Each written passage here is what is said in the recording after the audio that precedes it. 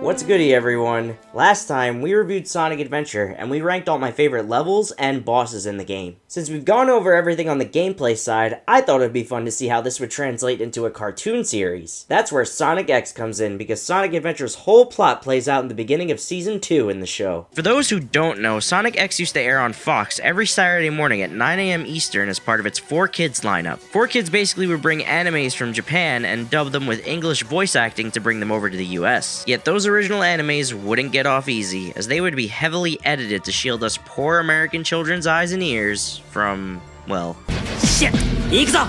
Yeah, Sonic cursed in the show. So yeah, 4Kids would edit the show, but the plot was essentially the same. And the plot of Sonic X follows the Blue Hedgehog and his friends who are teleported into the real world along with Eggman due to a massive chaos control. Sonic, Tails, Amy, Cream the Rabbit, and Cheese the Chow would then find a home with a spoiled rich kid named Chris Thorndike, his famous absentee parents, Grandpa Chuck, maid Ella, and butler Mr. Tanaka. Knuckles would be around too, but he was mostly off doing his own thing. Eggman would constantly send robot after robot to fuck with Sonic and his friends and terrorize the people of Station Square. Eventually, the 7 Chaos Emeralds would appear one by one, and once collected by Eggman, he would unleash a massive attack on the city, only to be saved by Super Sonic. The Emeralds coming together with Super Sonic were thought to be able to send Sonic and everyone back to their own world. However, something even more unbelievable happened. And that's where Season 2 begins, with a 6-episode arc detailing the events of Sonic Adventure, and I'm going to review them all today to see how it compares to the original. What will 4Kids get right? What will they get wrong? Well, let's go and find out.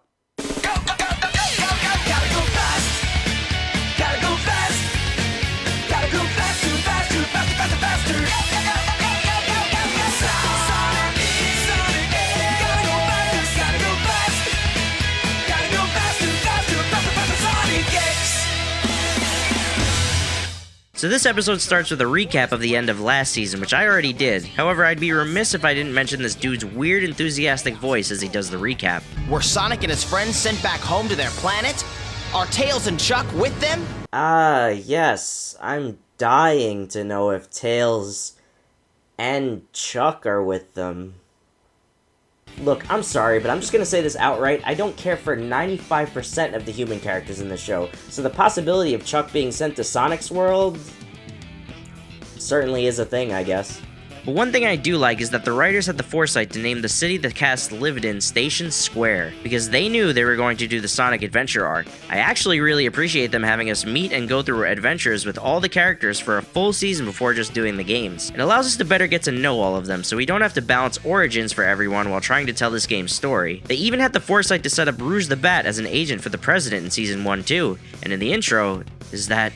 oh my god, Shadow! Yet again, I'm getting ahead of myself, but I'll save my thoughts on that for a later date. But yeah, I do appreciate the setup before jumping right into this. And here's the Sonic X intro, the thing that made "Gotta Go Fast" Sonic's modern catchphrase by default. Seriously, I bet there's younger viewers out there who have no idea that this is where that phrase came from. For me, Sonic's catchphrase will always be, "Long time no see! Long time no see! Long time no see! Long time no see! Long time no see! Long time no see!" Our story begins, actually with the introduction of a new character for the show, and it's a familiar sight for us fans of the game. It's Big the Cat and his pal Froggy, waking up to the sound of Angel Island falling from the sky. Froggy goes to inspect a shiny object he sees. Ribbit! Ribbit! Ribbit! Yeah, no frog sound effects, he actually just says ribbit. But if you think that's annoying, just listen to Big's voice. I think you're trying to tell me something. He sounds like Ed from Ed, Edd and Eddy. Even so, I'm still a fan of Big. Unfortunately not played by John St. John, but Oliver Wyman does his best to take up the role. Finders keepers, right, pal? So they find a Chaos Emerald, which differs from the original game as they already had one in the first place, though the emeralds were missing in the context of the show, so they adjusted that slightly. Froggy is then scared by the watery blob that we would come to know as Chaos's tail. What I like here is that they play up the creepiness of it, and we actually get to see Froggy swallow the blob and not just have to imagine what happens. Plus, since we already established well that these two are friends, Froggy lunging for the emerald is better understood as out of the ordinary. So in case you needed a further recap, the president is briefed by Rouge and his other spies as to what actually happened at the end of Season 1. Basically, Chaos Control somehow transported more of Sonic's world to Earth, this being of course Mystic Ruins, which became a tourist attraction. There's also the spy that poses as Chris's teacher who spies on and takes pictures of Sonic and his friends. Yeah, that's not weird at all. Thanks, the government. Now we're at Chris's house, where Ella has just made a delicious meal. It's my secret recipe. And yes, Ella is voiced by none other than Mike Pollock, the then and current voice of Eggman himself. Pollock essentially made Eggman his own role at this point, but this is where he got his start. He's done a lot for 4Kids, and just a lot of voice work in general. Plus, the dude seems like a genuine sweetheart of a guy, so he rules. But I'll always find it hilarious that he played this maid character. Would you like some toast with your scrambled eggs, Miss Cream? And of course we have Mr. Tanaka. Now this guy fucking rules, played by Darren Dunstan, who also provides other voices. He just constantly shows that he'll do anything and everything for this family, even risk his own life for it. He also shows how much he cares for them deep down, while being just utterly badass at the same time. Tanaka is probably the one human character that I actually really liked in the show. Basically the 5% that I said I liked earlier. Cream is here with Cheese, which is neat. They were relatively new characters at the time, so I guess Sonic Team wanted to get them more exposure. Cream was shoehorned into Sonic Adventure DX too, so it makes sense. Chuck offers Chris a chance to come with him to Tails' workshop, but Chris can't because he has to meet up with his mom. Who cares? Chris leaves and talks to himself outside about how much he really misses his friend Sonic, but also who cares? Amy is in a hotel for some reason after spending season 1 at Chris's house. She suddenly decides she wants to be alone, I guess. It's no fun being all by myself. Oh, I guess she doesn't want to be alone. So why is she there in the first place? Also, the news report she's watching says it's been 6 months since Chaos Control. Has she really been alone for 6 months? Why haven't you gone back if you hate it so much? So I guess Sonic disappeared and she's looking for him, maybe? I don't know, it's never really said. But just like Chris, she misses him too. We see more clips from season 1, but I wish we got some Sonic CD stuff here like in the game. Anyways, it's time for our next character introduction. We've got E-Series robots. Beta, Gamma, Delta, and Epsilon. I'm just gonna assume Zeta got lost somewhere, but here we actually see the animals being put into the robots, so it kinda ruins the mystery, especially when we see the red and gray birds going in as well. These Sonic dolls are also too realistic. I want them to look like they're gonna hide under my bed or something. What I will say positively though is that again, Mike Pollock truly made this role his own, and the animation complements his spastic enthusiasm very nicely. As far as the names go, it's all Greek to me. So yeah, I knew he was a fan of the Greek life. Canonically, this is also the first time Eggman has ever put animals in robots. Kinda weird since that was always his shtick, but whatever. Eggman already seems to have an emerald and raises the egg carrier out of the water, and it transforms right away, so there goes that reveal. But this badass Eggman line makes up for it. I'm back, and this time nothing will stand in my way. Next, we meet up with Chris's mom, who casually bought an emerald from a store, but it doesn't go with any of her clothes, so she gives it to Cream because it looks perfect with her coloring. Now if only we could get you out of that dreadful bunny costume and into a smart suit. Lady, Cream has been living in your house for the last 6 months, probably double that if you count season 1, and you still think she just wears a fucking bunny costume everywhere? I'm sorry, but god, that's dumb. You can see why I hate some of these human characters. They're written to be total morons half the time. Let's take it home and show Sonic. Oh, you mean Sonic, who, you know, has been missing for 6 months? You see what I mean? As if things weren't stupid enough, Chris and Cream then run into Big as he chases Froggy. He falls over on top of Cream and Chris, somehow not killing them, and Froggy gets away. And what's actually pretty funny, they try to figure out what's going on with Big, and it literally takes them till sunset to understand what he's saying. It's nice that they acknowledge that Big is dumb without being mean about it. They agree to help look for Froggy with him until they come across a puddle. Big recognizes it from before when Froggy swallowed it, which is actually pretty smart on him and the writer's part. I like how ominously Chaos was set up in the opening scene with Big and Froggy and how it pays off here. And I also love how Big is actually involved in the main story and not just the side plot. In fact, he actually interacts with Chaos first here. Speaking of, Chaos Zero takes form and Cream's Chow Cheese reacts very happy to see him, which is a fantastic detail. As we know from playing the game, Chaos was the guardian of the Chow, so Cheese being included in this scene and reacting how it should based on the lore is an excellent way to implement its character into this situation. Chaos then starts throwing a rampage, mostly by using its arm as a fire hose, which it never actually does in the game. It does this a lot too, which I don't mind because I'm sure if they could have done that with the Dreamcast graphics, they probably would have. Next we get our iconic opening scene from the game. Unfortunately, Sonic doesn't say, Oh yeah! This is happening!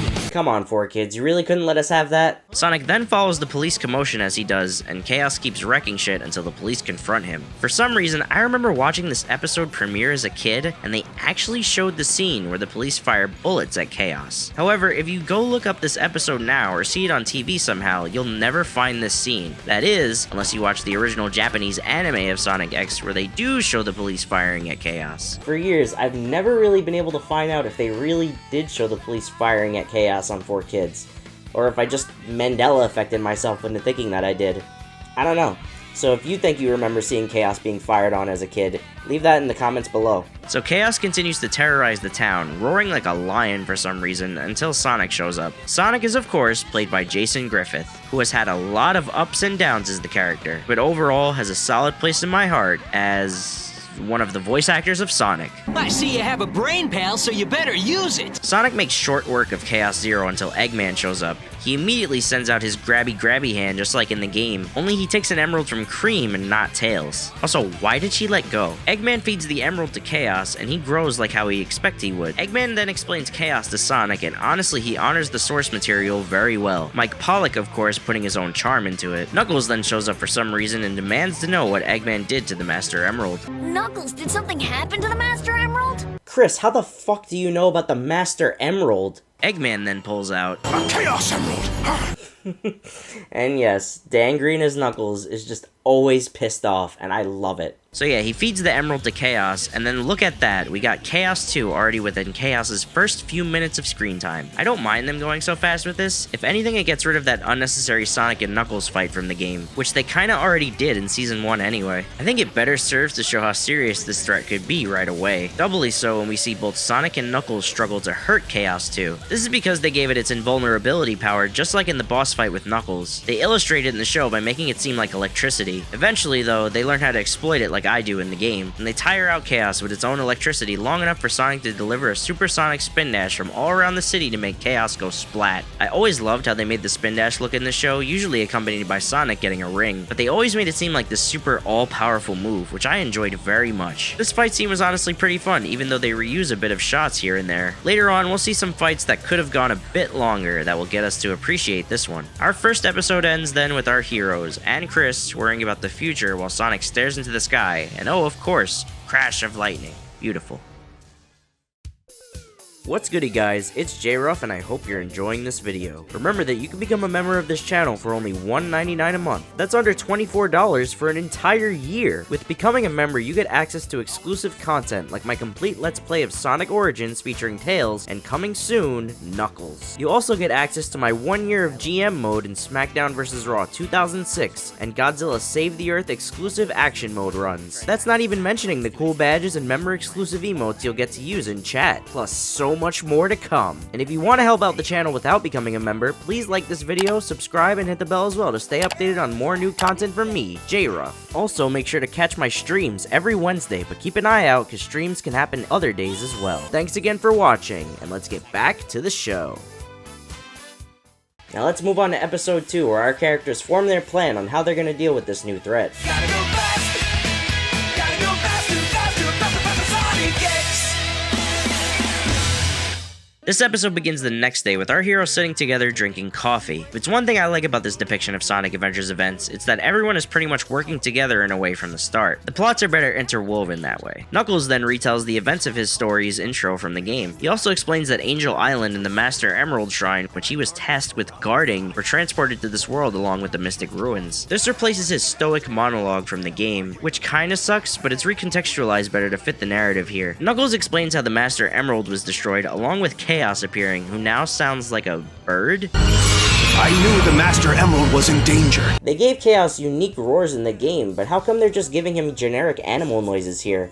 It's so lazy, plus, they're not even sticking to the same animal. And Knuckles looks even lamer here against Chaos Zero, with Chaos just effortlessly bouncing his head back at him to knock him back. Also, he says blast. Blast. He must think he's the Chief from Action League now. They all decide what their plans are next. Sonic will go meet Tails to find more emeralds, Knuckles will look for the pieces of the Master Emerald, and Chris and Big will look for Froggy. Good, keep Chris out of everything else. We follow Sonic to Tails' workshop, which looks a bit bland if I'm honest. His one from the game had a bit more charm to it, I don't know. But since Tails already upgraded the Tornado into the X-Tornado at the beginning of this series, that subplot of him testing out a new plane is pretty much cut out completely. Sonic and him do an abridged version of their talks from after Emerald Coast and after the Egg Hornet battle here though, complete with Tails already having an emerald. Next we follow Knuckles to Casinopolis, which unlike Tails' workshop looks spot on to what it looked like in the game. It's so oddly satisfying, I just love seeing it here. The police are here investigating something that crashed into the casino overnight, and they get completely distracted by Knuckles walking in. Hey, it's Knuckles!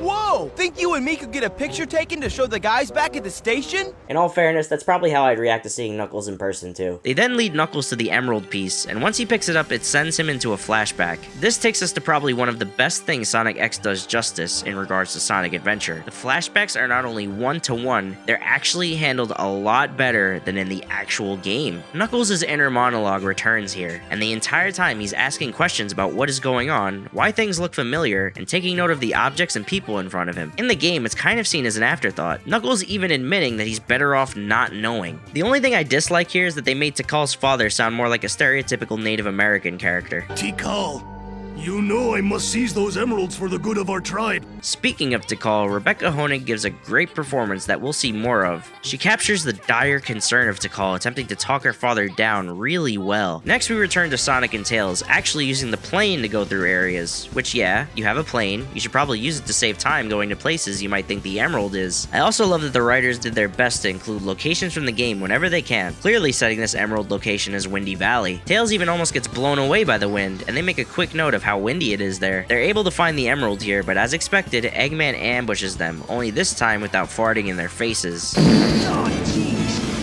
Yet what Eggman does is whip out the Egg Hornet to get our heroes to drop the emeralds. Even though it's a bit out of order, I can't help but love that they even brought it in here, and Sonic uses the power of a ring to utterly wreck that thing, which I feel like is a nod to how you can wreck the original very easily. The emeralds fall in a nearby pond where, you guessed it, Chaos is waiting. Another great way to rewrite a flaw from the game, where Chaos turns into his swimming form outside of the water and only going into it when the boss fight starts. Speaking of, here's the Chaos 4 boss fight where he only battles Sonic as Knuckles isn't around in this version. And to Sonic X's credit, they actually make Chaos 4 pretty fucking cool. He literally tries drowning Sonic over and over. He's able to attack both Sonic and Tails in and out of the water, and he even truly looks way more menacing here than in the game. And oh my god, look, the lily pads are here too! Since this now takes place in Windy Valley, the wind also plays a part in this battle, blowing Sonic off Chaos's back in order to get in perfect position to take him out. I think this is a much better Chaos interaction than the first one in the last episode. In fact, I think I'd say that this is a much better Chaos 4 encounter than in the game itself. I can't believe how cool they made him in this. Well, if you played the game, you know what comes next. Time for our heroes to meet the Egg Carrier. Unfortunately not explained to them by Eggman where he hypes it up as a flying masterpiece. They subtly build Tails' arc beginning here too by him apologizing for losing the emeralds. But Sonic cheers him up. Then Amy is walking in Station Square where she sees the Egg Carrier as well as the X-Tornado chasing it in the air, which she should have seen in the game. Yet she's not carrying any low polygon fruit for some reason, which bums me out. But they do explain how the bird fell from the Egg Carrier when the tornado locks onto a turret on the ship and breaks it open, releasing the bird. 2-for-1 props from me there. They explained how the bird fell, and they included the lock-on bit from Sky Chase.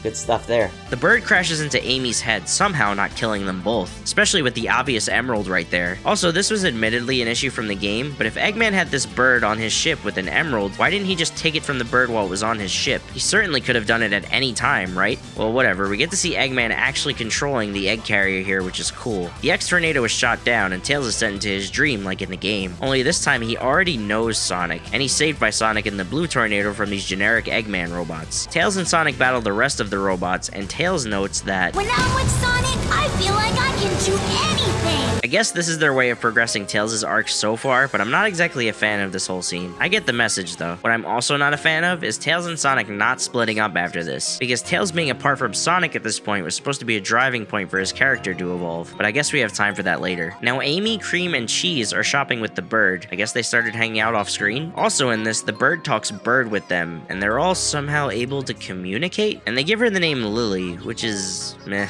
Birdie was fine. Or if you really want to tickle the Sonic fans, you should have named her Flicky, but that's probably asking too much. Wait a minute. Amy is shopping for Sonic because he looked all banged up after the crash, but Amy, haven't you not been living there with Sonic for 6 months? How do you even know what's going on there? Are you suddenly just living there again? Well, like in the game, Zero appears, and he sounds like Omega for some reason. Subject identified. Non-compliant intruders will be destroyed. I mean, we never heard Zero talk, but I suppose this is what he'd sound like. Zero gets Amy right away, and even though she could easily let go of the bird, she holds onto it anyway, as Zero actually flies away. Sonic runs out, and he sees this, and that's how our episode ends. With no mention of Speed Highway or Twinkle Park, I'm disgusted. Well, guess there's nothing to do left except to move on to episode 3, so let's get to it. Gotta go fast, faster, faster, faster, Sonic. This next episode begins with Knuckles seemingly at the pond in the Mystic Ruins, monologuing to himself about the events unfolding. They didn't honor it that much at the start of his story here, but they're doing a great job of it now. He's haunted by visions of Tikal and conflicted internally about failing to protect the Master Emerald. We never actually see this dimension of Knuckles in the game. He's after the pieces of the Emerald there, but he's never concerned with failing his duty. He's just like, well, gotta find him again. Tails and Sonic start immediately flying after that traumatic crash and head injury to Tails. Does he think he can try and take on Eggman so soon? You shouldn't try to take on Eggman so soon. See? Sonic gets it. So Sonic thinks he should just do it alone, but Tails reminds him that We're a team.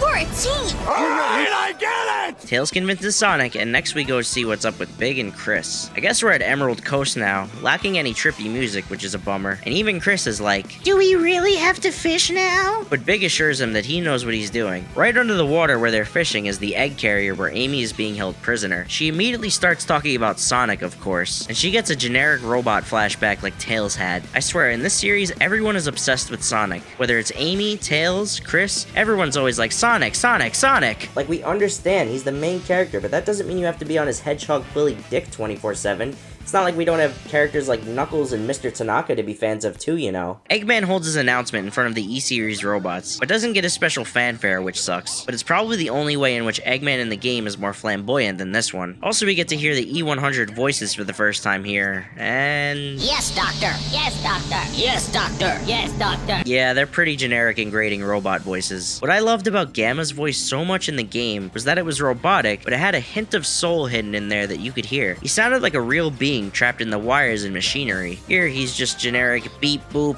I am a robot, and that's pretty lame. Eggman sends the robots out to find Froggy, and then we go back to Knuckles, who enters a less interesting looking Lost World, but shit, I'll take it. I just love that it's here. He also gets way more pieces here than in the casino and goes right into another flashback. In this flashback, Tikal says Chaos's name straight away, revealing that she's communicating with him. I would have preferred it to be shrouded in a bit of mystery like the game, because you suspect she's talking with him, but aren't sure until you actually see him. However, if you wanted it to be more like the game, don't worry, the singing Chow are just as, if not even more annoying in this show. The Chow take Tikal through the Emerald Altar, where she discovers the Chaos Emeralds, which look a bit different, and the Master Emerald at the top. This is where she gets the understanding of her grandma's saying, and recognizes the Master Emerald as the controller. Again, these flashbacks are executed really well. Then Knuckles is sent back to his altar, and I'd like to note that it makes so much more sense that it's just him seeing these visions, and he's getting to decipher what they mean more and more as time goes on. He makes the connection of the two altars being the same, and ponders what Tikal is trying to say to him. I was honestly worried if they would do Knuckles' arc justice in this, but they've nailed it so far. Awesome job. When Knuckles puts the pieces together, the emerald is of course unfinished. The Sonic X Emerald jingle here is a bit fucked up, which is a nice touch too. He gets the idea from the emerald to go after the egg carrier after it projects an image of it. Now we're back to seeing what the E100 robots are after, and them looking for and finding frogs is admittedly quite hilarious. Froggy here somewhere. Must bring Froggy home.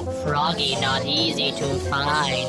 Must keep looking. Gamma continues to look for Froggy and gets these cute little sad eyes when the others start finding frogs. Also, I'm glad these frogs at least look similar to Froggy and not fucking purple. By the way, this episode is called A Robot Rebels. Well, it's halfway through and we've not seen a robot rebelling at all yet. Anyways, Big fishes Froggy out of the water, and Gamma comes and snatches him away. And while editing this, I noticed that they didn't fill in Gamma's chest here. The animators just forgot. They left it red when it should have actually been white right here. Chris and Big chase Gamma and the others onto the egg carrier, and it's nice to actually see this taking place instead of it being cut away from. Mine is the real Froggy. No, mine is. No, mine is the real one. The doctor will be so proud. God, their voices suck, but man, does it make it funnier when they're being this dumb. Eggman comes in and berates them for getting the wrong frogs. What's this? You dare bring back these crummy croakers? Crummy croakers? Ah, you clanky clods! Clanky clods? Did the scrap metal?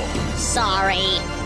Damn, Eggman, that was too far. Right to Beta's face. As he then calls them nickel-plated ninnies, now starting to sound like Adventures of Sonic the Hedgehog Robotnik, Gamma luckily shows him the right frog. Eggman's so happy to see that Gamma gave him the right frog, even more than in the game. The other robots are then swiftly gotten rid of, and even Eggman's henchmen robots are sympathetic. I actually feel like this was more effective in the game. You don't have Delta turning to Gamma and being like, Why? They just get sent away. Gamma goes to bring Eggman the bird and walks right past Chris and Big, and my god is he huge. He then goes into a room where Beta is already being worked on? How did Beta, in a matter of a few seconds, get put into this room so quickly? It looks like he's already been worked on for a bit, so this makes no sense. And why Beta specifically? In the game, Beta wasn't part of the original crew. He failed and was used as spare parts. Here he was part of the crew, so why wasn't he just sent away like the others? I guess when they remove Zeta and bring Beta in his place, some inconsistencies were gonna be unavoidable. I like how they intercut images of the bird in this scene. It's like Gamma's subconscious reaching out to him in order to warn him about what's going on. I also like how Gamma's just like, oh. It illustrates that seeing Beta affected him more than just being like,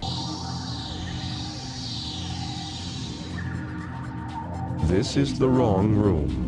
Gamma meets Amy and demands the bird. This scene is pretty much exactly the same, Amy begging Gamma to let them go. This scene unfortunately lacks any "does not compute" from Gamma, but otherwise it's perfect. The bird flies up to Gamma's face and he overloads, actually explaining to us what happens instead of interpreting it. Sure, with this animation we probably would have understood it better, but in the game it's harder to understand what exactly is going on, so it's definitely better this way. Gamma lets them go by blasting away at the prison bars, a much more badass way than just flipping a switch. He tells Amy to hurry and leave with no time, and she becomes his friend. This starts their relationship in this series, which will become one of the better parts of this retelling of events. Sonic and Tails meet up with Knuckles in what I can only assume is Red Mountain, I guess, and they give him a lift. It's cool that they're all pretty much working together here, and he doesn't just show up randomly later. X-Tornado starts another sky chase sequence with Knuckles and Sonic on the wings. Sonic, you okay? What about Knuckles? For fuck's sake, hop off, Tails! Tails, however, does redeem himself here, showing a lot more fire this time against the Egg Carrier. Just like in the game, both the X-Tornado and the Egg Carrier transform, only this time the X-Tornado gets all shiny, like it's going super or something. It actually looks pretty sick this time, like it's got fists and blades. Really ups the meaning of the term battle mode.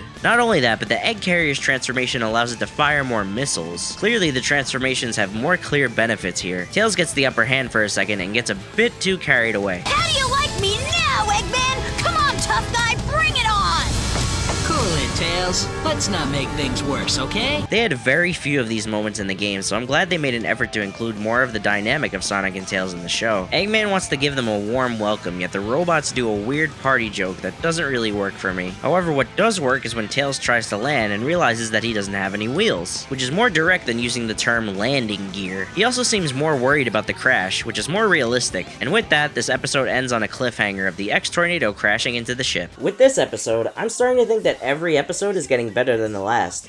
It really seems like the writers tried to include references and nods to the game whenever possible. The only major problem was that the robot didn't really rebel, at least not until the end. Well, anyways, let's move on to episode 4. Gotta go fast. Gotta go faster, faster, faster, faster, Sonic X. We start this one right where the last left off, and it's time for our Sonic heroes to race into the ship to find Amy and the Emeralds. Eggman launches attacks against them and damages his own ship. That really doesn't bother me though, because this is already better than Skydeck. A hole is blasted open on the Egg Carrier, and Knuckles splits off to go find the last Emerald pieces. Eggman calls on Gamma to cut off Sonic and Tails. And this is where he would get the jet booster, but in the show, he had it since the beginning. Which, to be fair, he should have had from the beginning anyway. Eggman catches Amy and the bird on the ship with the help of his henchbots. Not really a fan of these guys, but it makes more sense for the context of the show. Sonic and Tails get the drop on Eggman, literally, but it doesn't matter because the bots snag the bird along with the Chaos Emerald it was holding. They hand the bird back to Amy and Gamma shows up. I like how Eggman says, How about a bit of target practice? which is the same thing he said when they did actual target practice. It seems like a direct order that Gamma would recognize. Eggman says to aim for the blue one. That's right, fuck you, Tails. But Gamma really goes for it here. He looks truly badass in this scene. This nothing whack-ass fight from the game is made to look like a crazy-ass battle on the deck of this ship. It also wrecks up the Egg Carrier quite a bit in the process, which better explains why it starts to lose altitude later. Gamma goes down to one hit though, but again, Sonic one-hits robots fairly often. Before Sonic can finish him off, Amy steps in and actually gets pretty emotional here, nearly about to cry. Like I said, they treat her relationship with Gamma with a lot of care here, and she also explains much clearer than in the game why he's good. At this point, the Egg Carrier starts losing altitude, and I wonder where Eggman's been this whole time. Oh, he's been right there all along. So what did he think of all this Gamma shit? He had no reaction to Gamma having set Amy free. This was a problem in the game too, but I figured this would be one of the things they wrote around. Sonic tells Tails to get out of there with Amy, and this next part is, I don't know, it's pretty awkward. You're my right-hand man. Okay. I don't get it.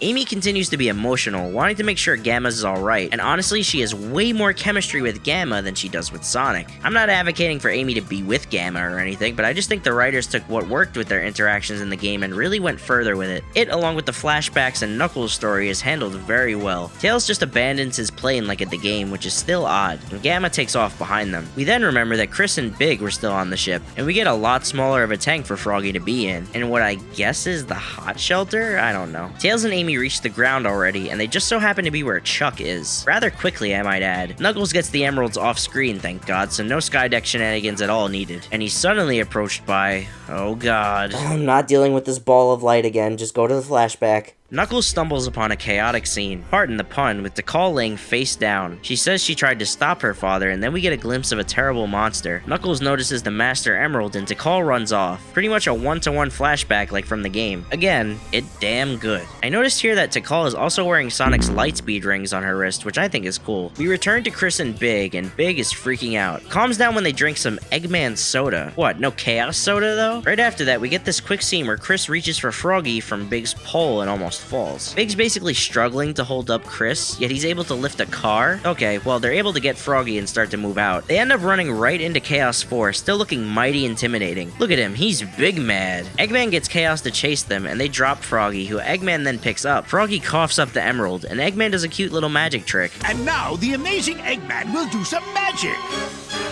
2 emeralds. And now to make them both disappear. God, I love Mike Pollock. I know I said that Dean Bristol will always be my Eggman, but Mike Pollock is just too good to even deny. There's a reason why he still plays Eggman to this day. Eggman feeds Chaos the emeralds, as well as not only Froggy, but Chris and Big as well. Chaos 6 is honestly a pretty big disappointment. How they made Chaos 4 look much better than Chaos 6, I have no idea, but he's way too small. Chaos 6 was a large, imposing force, so why is he just a ball of jelly here? He doesn't even do anything when Sonic shows up, he just stands there and waves his tentacles. Definitely the worst adapted fight in the show so far. And this one was a slam dunk. You just had to remove the ice grenades, and boom, it's better. To their credit, they do get rid of the ice grenades, but Chaos 6 is immobile as fuck, and that sucks.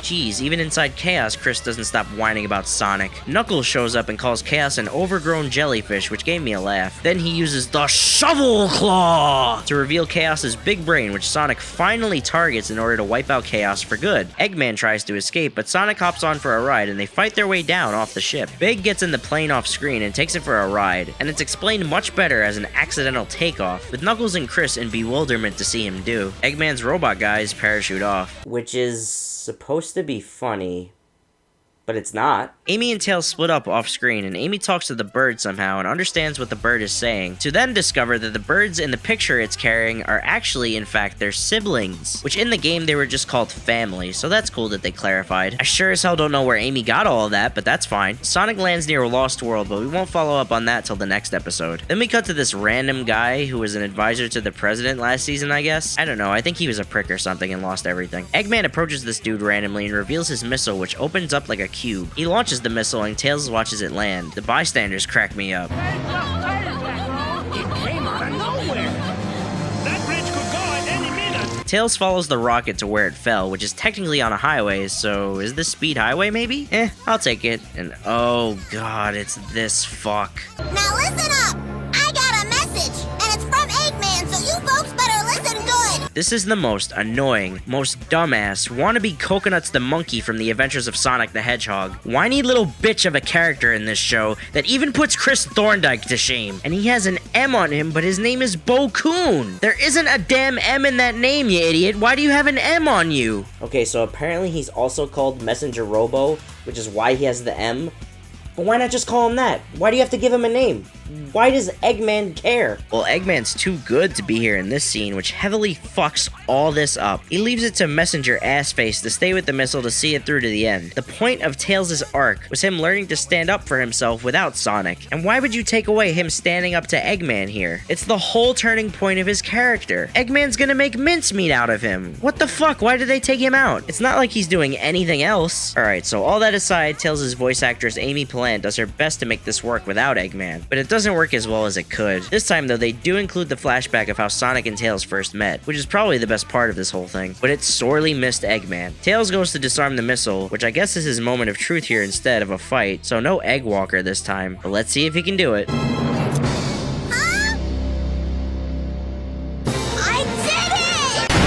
Just kidding, Tails saves the day and is hailed as a hero by the crowd, getting the confidence to head no business on his own. Knuckles, Big, and Chris crash land back in the Mystic Ruins. Even though Big clearly started flying off without them before, Knuckles gets the fuck out of there as quickly as he can, saying he needs to go find his way back to Angel Island, which should be very close to where they are considering it connects to the Mystic Ruins. And no sooner than Knuckles walks off, the X-Tornado falls off the tree and breaks a hole in the ground, revealing the final emerald. Chris runs off to bring it to Knuckles, and then Big and Froggy get to end their story on a nice note, getting to go home and being rid of Chris. And that's how this episode ends.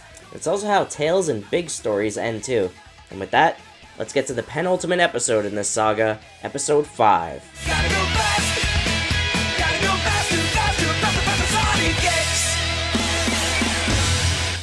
Oh boy, do I have a lot of things to say about the opening of this episode. So we see Chris running with the emerald across a bridge, almost back home. Now, I don't know how this is possible for several reasons, considering he was running after Knuckles, and he only left right after Knuckles did. Also, Knuckles didn't know how to get back to Angel Island, even though since he was in the Mystic Ruins, it should have been right there. But what really makes this whole thing an absolute nonsensical mess is that only when Chris has been running for God knows how long away from the X-Tornado, he gets the bright idea to run back towards it to use it to search for Knuckles. Literally, none of this makes sense whatsoever.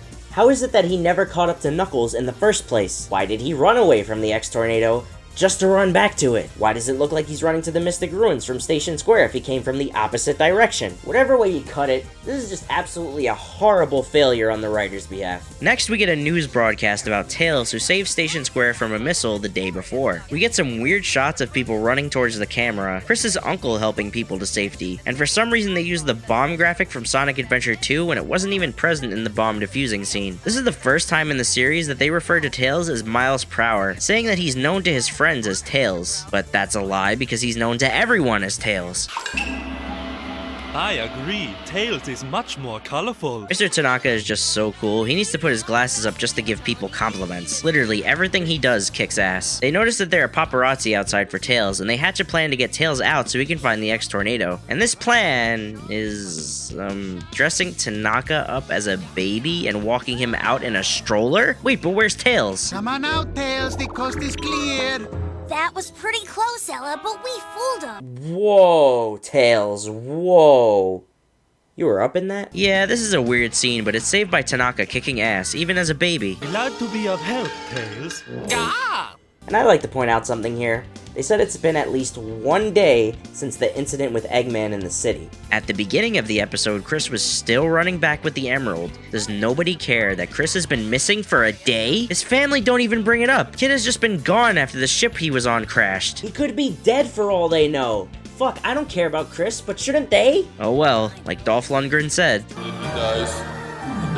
Then we get to Gamma after landing in the Mystic Ruins, and I just love all of this. We get Gamma deciphering who he truly cares about. He remembers moments where Amy saved his life, where his friends were sent away, and how Eggman was the one who made him do all the bad things. He gets more time to talk amongst himself, and despite his voice not being the best, you can still feel the heart of this character start to come out. So Gamma erases Eggman from his system and vows to help his friends. Also in Mystic Ruins, we have Sonic wandering around. I guess taking a full day, decide to go inside the Lost World Temple. The red ball leads him into the temple where he doesn't meet a snake, but he goes through similar tunnels leading to a cave entrance behind a waterfall. Suddenly Chao appear, which is a real nice touch. Obviously they had to show that Chao come to this world too, and since there's no Chao Garden, it's a real nice touch showing that they had not abandoned these sacred grounds. The ball of light leads Sonic down this narrow pathway to the mural. I actually think the one from the game looks a lot better, but I feel like that's just a nitpick. While Sonic examines the mural, we hear this. When anger and sadness overflow like a mighty ocean, beware the great calamity. It makes sense that a phrase would be added to the mural because it wouldn't just be there without context. Plus it helps add more mysticism to the lore by calling it the Great Calamity. This then takes Sonic into his flashback where he sees the ruined altar and Tikal at the top with the wounded Chao. She cries about her father doing something and then runs towards the emerald saying she must stop them. This might be getting tiring, but I can't possibly say more good things about these scenes. They take the situation incredibly seriously and work much better here than in the game. Sonic wakes up outside side only to see Eggman fly by. What's that fathead floating around here for? Fathead? Jeez, Sonic is pissed. Hell yeah, dude. This is basically ripped right out of the game with it being at sunset. But then I think about how Chris still isn't back home. So it's been like 2 days now. Sonic follows Eggman straight to Final Egg. Let's go. Sonic runs amok inside Final Egg, evading all his lasers, running down hallways and conveyor belts. He even gives Sonic a special surprise. Here, Sonic, have a ball! I say that line occasionally, but forgot where it was from until I watched this back. So that's nice. Sonic runs into this fuck Bokoon again, which just wastes the runtime. He has a message from Eggman, but he could have just put it up on a screen or something. However, here Eggman declares that he's gonna deal with Sonic once and for all. Once and for all! Saying that he's gotta meet him one-on-one to settle it. Sonic agrees and heads to meet Eggman, which gets me so hyped because they're really making this Egg Viper fight important. Sonic meets up with Eggman and they have a back and forth, and let me say, Jason Griffith and Mike Pollock have such amazing chemistry here. Both of them are really selling the finality of this encounter, that all of Season 1 was building up to this point. This time, one of them has to win at all costs. You have wrecked my wretched plans far too often, but you won't get in my way again, do you hear me? Your threats aren't gonna scare me off, Eggman. You really think you can get rid of me? With some epic music, the battle against the Egg Viper is on, and it's great to see my favorite boss fight in the series brought to life on screen. However, while Eggman does get his shots in on Sonic here, Sonic quickly deals with the Egg Viper, and Eggman never says, alright, we only needed that once. With that, Final Egg is destroyed and Sonic has won. I wanted to see more of the fight, but you can only fit so much, and as the title suggests, it's more so about the conclusion of Amy and Gamma's arc, so let's get to that. Gamma flies to Windy Valley, saying it by name to look for his friends, while Amy mopes around thinking Lily's siblings are still on the egg carrier when she's approached by a rather weird sight. Hi, little girl. So just now, Big and Amy meet, and Big points out that the egg carrier is just casually in the water nearby where they are. So Amy grabs a little boat and rows her way over to it. Gamma finds Delta in Windy Valley, but doesn't destroy him, which makes sense because in the game you're told by Gamma to save the robots, but then you destroy them, which doesn't really add up. But here Gamma reprograms Delta and the animal is released. So it's possible that both Delta and the animal are spared. Next he goes to what I can assume is underneath Red Mountain and finds Epsilon and quickly does the same with him. He also finds an Eggman carving into the wall, which he then destroys. I guess he really fucking hates Eggman now. I love it. Gamma realizes Beta is still on the egg carrier and heads there at the same time as Amy, which lines up with the game, but they never interact there after it's crashed. Amy walks through and comes across Eggman's henchbots and Zero. Oh yeah, they remembered he was a thing. They begin to chase Amy and she hides in a computer room. Find the computer! No, not that one. Gamma comes across Zeta, who is never mentioned in the show so far by name until Gamma sees him. Only he's not made up of Dreamcasts here. Oh well. He's probably just here as a nod to the fans, which is pretty neat. Amy whacks Zero with the hammer, so I guess that's it for him. He was in this too, I guess. And then Amy finds out that the last two birds are in Gamma and Beta. As Gamma shuts down Zeta, he's attacked by E-101 Beta Mark II, who Gamma tries to convince that they are friends. Beta still believes that Eggman is his master and that all enemies need to be eliminated. I don't know how that explicitly makes Gamma an enemy, because Beta shouldn't really want to fight Gamma, but he does in the game, so whatever. The battle brings them across Amy, and I really love the fact that they had her present for this, because it made so much more sense for her to be here since these two stories are intertwined so much. That's something the game should have done. You just anticlimactically find the birds on the ship once you get there, and she never finds out what happened to Gamma. Gamma and Beta have a crazy battle where they blow apart the inside of the egg carrier until they both blast through each other's chests at the same time, and at this point, the picture of the birds are flashed on the screen. Another nice touch. With Beta destroyed, it releases one of Lily's siblings, and right after, Gamma follows suit. Free now. Gamma mission accomplished.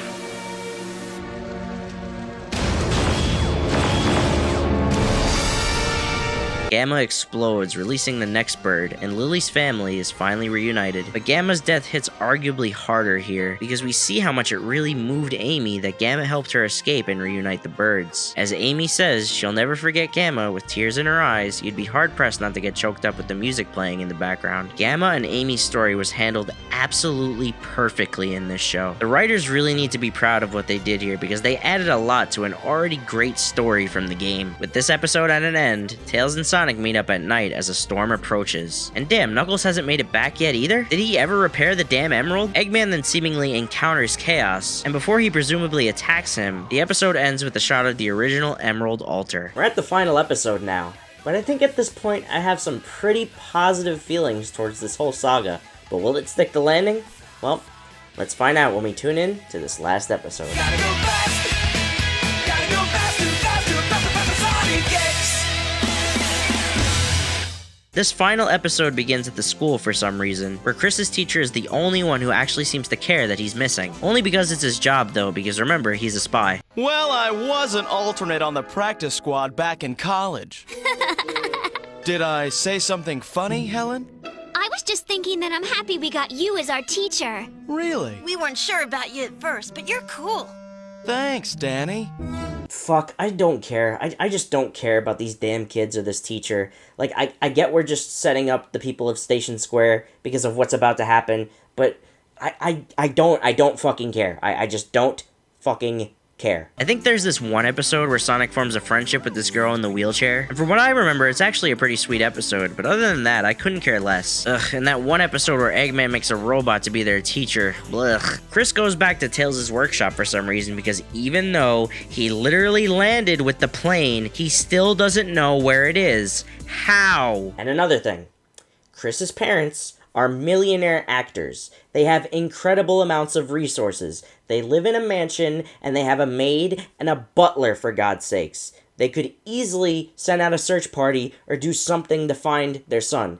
They're not even present in their son's life, and they just don't give a shit that he's been missing for several days. What the f- Alright, we're not starting out too strong here, but what do you expect with the human characters here? Sonic and Tails wander through the woods and find Knuckles standing over a downed Eggman. Hey, yo, that shot of Eggman's crotch, just why? Knuckles explains that he found Eggman like this, and then Eggman wakes up, explaining that Chaos attacked him, planning to use the emeralds for itself. Before Knuckles is about to murk Eggman here, he gets airlifted out of there by his bumbling assistants. Don't just leave me hanging here like a salami! Mike Pollock, you national treasure. With that, Eggman's blasting off again in an Eggman balloon. Thankfully, Knuckles isn't wrecked by Chaos Zero off screen, and he and Sonic are sent into our last flashback, where we see the Echidna tribe attack the altar, trampling over Tikal and the Chow, making it up to the top before being wiped out by the transforming Chaos with the power of all 7 emeralds. I really admire how they made the effort to fix all of these scenes and just improve them significantly, even if this one is again basically 1-to-1. Also, Knuckles and Sonic being the only ones to see these scenes just fits the narrative significantly better than the other characters who really have nothing to do with it. Tikal makes her speech to the Emerald, begging it to stop Chaos, and it's made way easier to understand what's going on in this show. The pair awake from the flashback, and Knuckles gets super serious, saying that the girl is gone. Like, dead gone. And he also reiterates how important it is to stop Chaos from getting all the emeralds. Just as he says that, look who decides to finally show up. Hey, you guys! Look!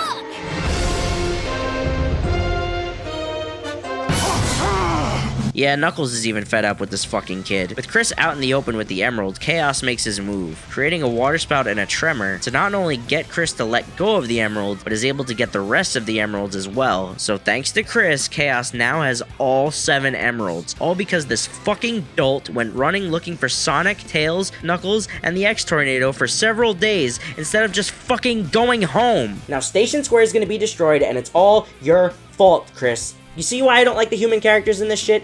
You get it now? Before we get to what we're all waiting for, we see some more Chow watching on. But here it comes. They're recreating the fucking intro of the game. The water starts rumbling in the sewers, and the manholes explode with spouts. They reuse the scene of Chris's uncle getting people to safety while essentially recreating this amazing scene. I wasn't asking them to do much original here. They've already done this whole story justice. I just wanted a cool looking destruction scene, and we got that. A massive tidal wave approaches, wiping out Chris's uncle, and Chaos's forms start to take shape out of this building.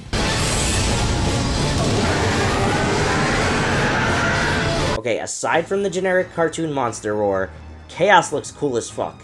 And they even did the little eye thing that just tickled me in all the right spots there. The president watches this news report and sends the military after Chaos. Also, this dumbass in the news control center. Tell that pilot to fly closer to the monster! Yeah, it works so well in Cloverfield, so let's do it here. By the way, get this. After Chaos continues to attack the city, the news reporter says that the only good news is that nobody has been seriously hurt. How? Look at this! How does anyone survive this? Were these buildings all fucking empty? This happened in a matter of seconds. At least in the game, they never really told us if anyone survived or not, but to outright say it here just feels like a slap in the face. 4 kids being 4 kids. Can't let anyone think somebody is actually in real danger here. Motherfucker, you killed Gamma! Again! Alright, well, we then go to Chris's house where Cheese is watching the news and is throwing a fit. I'm really glad we get to actually see Cheese's reaction here. It was definitely worth it. Mr. Chris still hasn't come back home. Where is he? Oh, now they care about Chris. It only took until a literal apocalyptic event to occur. Thankfully for them, Chris is with Tails and the X-Tornado, and Sonic is following them into the city to confront Chaos. Then we come back to this stupid teacher and his dumb crying students. I actually like that he disobeys his orders and stays with the students, but still, fuck him. Tanaka, being a former water polo champion, chooses to stay behind, and yeah, this dude just fucking rules. Make a Mr. Tanaka spin-off about his life, please. Chris's uncle is saved by people in this building, but don't forget, even though he almost drowned, he wasn't seriously hurt. The military goes on the attack, which is dope because in the game they don't even exist. Chaos blowing their missiles back at them is cool too, and he blows up their ships. Oh snap, did he just kill the pilots? Nope, because as we can clearly see, all the pilots ejected from their planes just in the nick of time. And if that didn't convince you enough, in this crowd watching on murmuring, the only thing we can hear clearly is... Pilots are okay! Thanks again, 4 kids. Even though the city is destroyed and all of the pilots were just in huge explosions, we needed to be 100% sure that nobody was ever in any real danger. Good job! Okay, I know I'm complaining a lot, but this is probably the only time 4 kids doing 4 kids things has really pissed me off so far in this saga. And of course, they had to save it until the very end. Even still, like I said, Perfect Chaos looks really awesome here, and they're doing a great job at showcasing what he can do. Despite, well, nobody being in any actual danger. Eggman gets ready to launch the Egg Carrier too, and I love how it just has a massive 2 on it. That was sorely needed in the game. I also love that when Sonic is there, he really tries to fight Chaos on his own first with no success. He tries to surf his way to Chaos through the water, but is continuously thwarted by this demonic water god. They go after it with the X-Tornado until the Egg Carrier 2 arrives. And like in the game, Chaos uses his Godzilla Atomic Death Ray to send Eggman blasting off again. Then a white ball of light, not red, immobilizes the X-Tornado and lands them safely below. This is where Tikal shows up, and she explains that she's been traveling across the seas of eternal time with Chaos in order to calm him down. But this was all stopped when Eggman found a way to release Chaos, planning to use his powers for evil. Yeah, everything with Tikal is just better in this show. She actually explains what happened and what's been going on, and there's precedent for Eggman discovering how to awaken Chaos in the show already if you paid attention. You see, at the end of Season 1, when Chaos Control took place, Eggman ends up in the Mystic Ruins where he comes across a stone tablet. This was supposed to set up him finding out about and how to bring back Chaos. I always thought the stone tablets that Eggman mentioned in the game were what he saw when he visited the Lost World, and I wish they expanded on that here instead of just him finding a random thing in the woods. In a scene almost directly from the game, Chaos spits out all the emeralds, and Tikal claims that he must be sealed, but Sonic explains how that won't work because Chaos's feelings won't change. It's also explained that Chaos was using his negative feelings to harness the emeralds. Then Cream appears with the Chaos Emerald, along with Chuck, Ella, and wait, Tanaka, you were supposed to be waiting at home! Well anyways, each of the characters arrives with an emerald, even Eggman, who is reluctant to give one up. Lastly is... oh god. Sonic! Look what I found! Chris! So the crowd starts cheering for Sonic like in the game, and the power of friendship restores the emeralds. With the emeralds powered up, we finally get to see Super Sonic, who looks badass in this show. Tikal says she thought the emeralds only power up because of hate and anger, followed up by these 2 corny ass lines. There are other feelings that are even more powerful. When everybody gave their Chaos Emeralds to Sonic, it was because of our friendship. Caring is stronger than hate, and that's how Sonic is gonna beat Chaos! Fuck, I really hate that line from Tails there at the end. Fuck. Well, here we go. Super Sonic versus Perfect Chaos. And even though in the game it's a difficult challenge, Super Sonic outright wipes the floor with Chaos here. You gotta remember though, in the context of the show, this is the first time we're really getting to see Super Sonic's power on display, so they wanted him to leave an impact here. He's able to completely block Chaos's beam and stop his tentacle with just his hands. He really leveled up Super Sonic's badassery here, and I'm all for it. Yet, I wish this fight lasted longer. But I'm still happy with what we got. If anything, anything, I could say that some of these battles throughout were cut a bit short. With that though, Chaos is defeated and he returns to his Chaos Zero form. Before anything else happens, Cheese and the rest of the Chow appear to comfort Chaos. And oh, look at that, Chaos even smiles a bit. That's exactly the kind of thing this show is good for. You can add animation to make Chaos truly appear happier here. Tikal explains that these Chow are the same that Chaos watched over and that they're in this world as well, living in peace with the humans now, and now Chaos can be at peace too. And thus Chaos and Tikal float up into the air and disappear into a ball of light, creating a beautiful sunset. They really hit the emotional beats well here. The happy music really setting a good tone. Sonic gives one last thumbs up to Chris, and that's where it ends. Look, I may have complained a lot at the end there, but I really give this retelling of events a lot of credit. It had huge shoes to fill. Overall, the parts they got right, they really got right. It's still brought down by the usual problems with Sonic X and 4Kids restrictions, and the fights could have been a bit better too, but a lot of the scenes from the game, especially the flashbacks and Gamma's whole arc, were serviced very well, and in some ways were even better than in the game. They gave everything the amount of time it deserved. Knuckles' arc was also a highlight. Tails' could have been better, but also his arc is being told as a part 1, part 2 kind of deal with the next major story. Amy and Gamma's relationship is expanded and given a lot more heart here, which truly gives the whole dynamic way more purpose than it had in the game. Big is just fine, and they put him with Chris, so thankfully we could just toss those characters to the side if we wanted. I'm also glad there wasn't a huge focus on the human side characters. I mean, when they could implement them, they did, but they mostly played the story of the game straight. I wish they didn't abridge some of the stuff, but you can only fit so much with the runtime. As a kid, playing these games and then seeing it unfold in a cartoon at literally around the same time was an incredible experience, and even though it's not perfect, those initial feelings of watching it live as a kid will never be tarnished. And there you have it. That was my review of the Sonic Adventure 1 arc as retold in Sonic X. I really enjoyed diving right back into a show I used to watch every weekend as a kid. I used to sleep in a lot on the weekends. Shit, I still do. But my grandma would always use her VCR to tape record all the episodes of Sonic X so I could watch them later when I woke up. It's a part of my childhood that I'll always hold dear. Thank you guys all for watching, and if you like this, please leave a like, and subscribe, and hit the bell as well to get updated on more content like this. Remember that you can become a member for tons of extra content every week for only $1.99 a month. And you might be wondering, what's next? Well...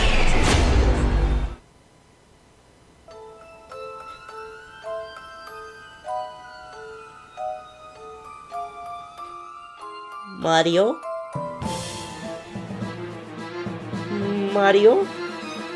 This was the first level I explored a lot with Big, and I enjoyed just chilling here for a while. I know Big's levels are seen as the worst of the game, but I will fight for Emerald Coast as Big. It's just wonderful. Gamma's Emerald Coast, however, is pretty much 1/5 of Sonic's, which is fun, but I really wish there was more to it again. Yeah, really repeating that theme of so much potential with this game, but it rings true in a lot of aspects. At least we don't get a lame boss fight at the end, and we can just grab the frog. Either way, when you think of Sonic Adventure, this is probably the first level that comes to mind. It's no wonder why it was included in Sonic Generations. Well, the 3DS version, that is. And without Emerald Coast, we wouldn't know that Orcas just fucking have it out for Sonic in 3D games. So for that, this level takes the number 4 spot. Frog capture complete. No!